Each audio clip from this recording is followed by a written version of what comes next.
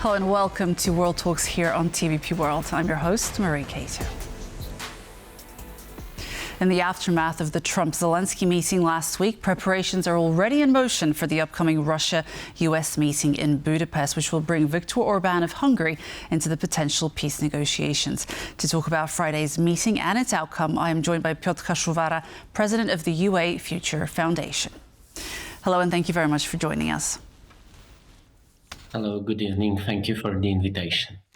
So could you start by summarizing the significance of the meeting between Trump and Zelensky, given especially the current circumstances, perhaps from the Ukrainian perspective? This is like very hard question for the beginning to summarize it.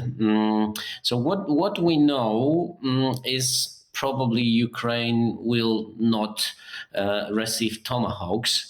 And that was the main purpose, we can suggest, of Zelensky's visit. And he was really hoping, whole Ukraine, people in Ukraine, Ukrainian army have been hoping that USA will agree for this deal about long-range rockets. It didn't happen, and probably it won't happen in the future.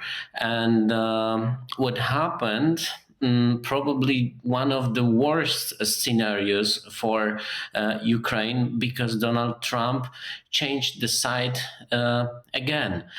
For a long time, we have heard that President of the United States is changing his opinion about Russia. He was blaming Putin. He was straight ahead blaming Russia for aggression against Ukraine. And after 2 hours conversation with Vladimir Putin, he changed his mind. Again, we don't exactly know what Putin told him, but we can easily notice that he can do everything. I mean, Donald Trump, he can do everything to stop the war in Ukraine immediately. It doesn't matter for him what will be the price for Ukraine, actually, for the ceasefire. So that's the summarize that we can make for now. Obviously, the situation with the Tomahawk missiles comes as a huge disappointment, I'm sure. But what were the main expectations for you, for instance, as the two heads of state went into this meeting last Friday? The main expectations, it's obviously very hard and very difficult to say that we've been hoping in Ukraine that Kyiv will receive the long-range missiles from the United States, because we've been sure that this is kind of,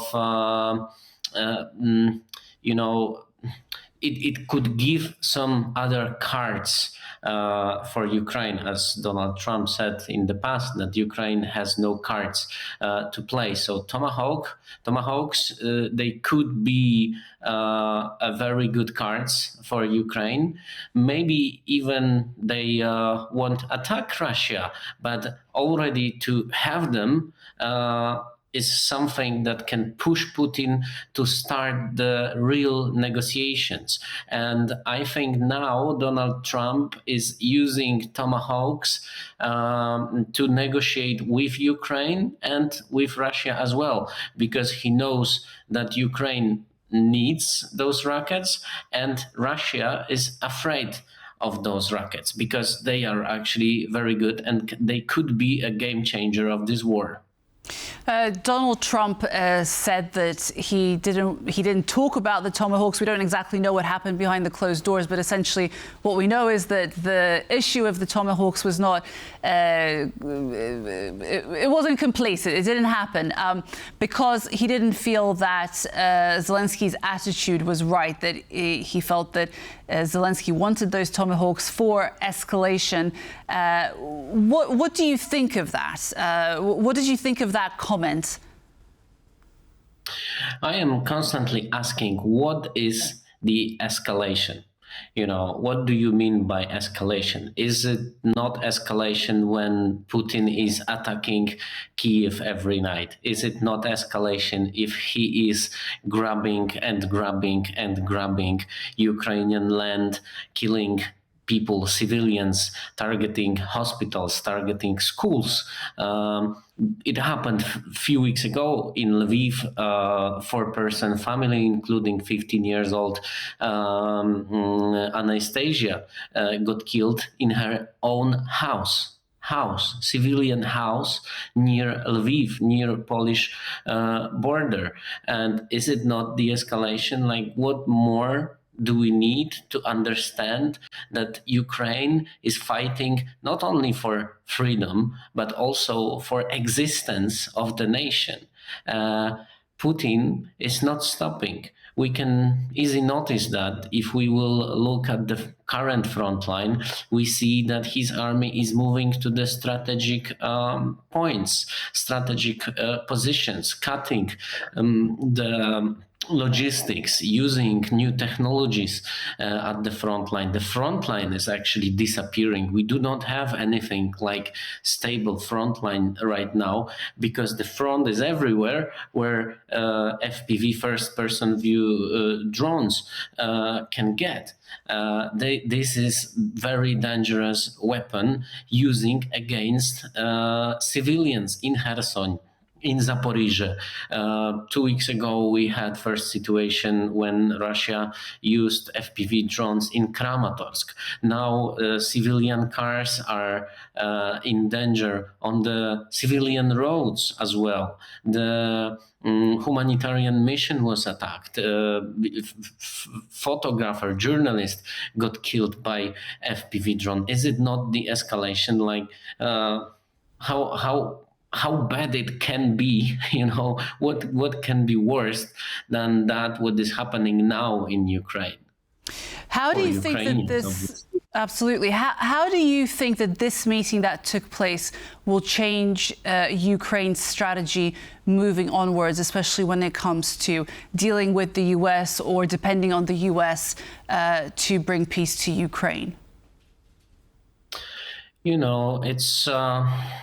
It's impossible for Ukraine to don't talk with the United States. This is their biggest and the most important partner for now. Europe is not ready yet to fully support Ukraine. Europe needs time to build weapon factories, to change the economy as well, to make it more militarized, I would say.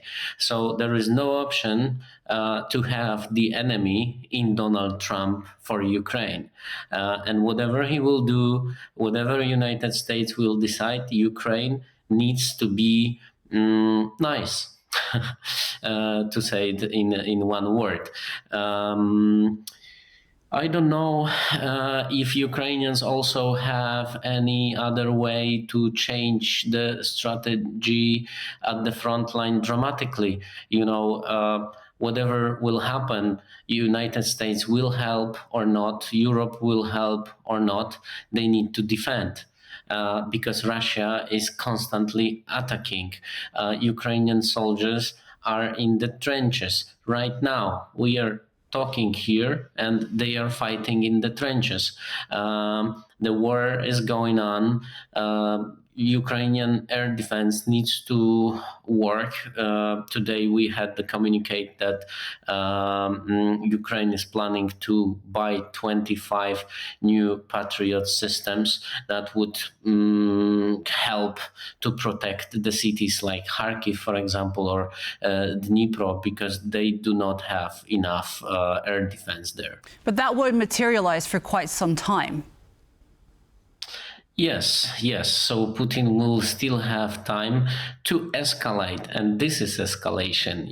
Putin is escalating this war because this is very easy. And we need to hear that time to time. This is very easy to end this war. Putin is taking all his army out of Ukraine, going back home, and the war is over. This is so simple and so hard because he doesn't want to do it. And this is the problem. Also, there was a proposition from Vladimir Putin that he can give back to Ukraine some parts of occupied territories in Zaporizhia and in Kherson region if Ukraine will decide to move back from whole Donbas. This is very hard to believe that he will do something like that. You know, we can. So you think that that's not a realistic option? This is not very realistic option because Putin already, like Russia, already built, for example, railways in Zaporizhia region. This was very important area for him, for Russia, for Putin to connect Crimea by land. So this is very hard to believe that he will, resign from something like that.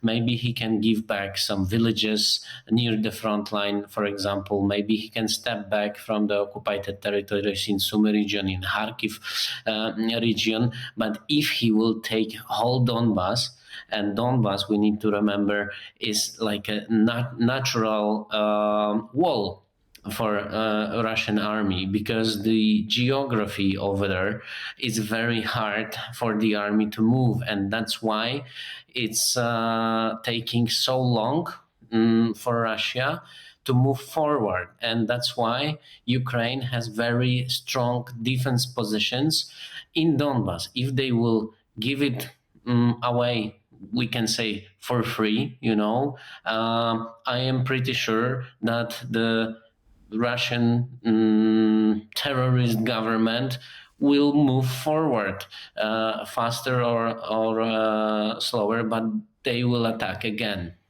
Okay, Piotr Kaszuwara, we have to end our conversation here, but thank you so much for being with us. Thank you very much. And that wraps up World Talks. Thank you for being with us, and stay tuned for more on TVP World.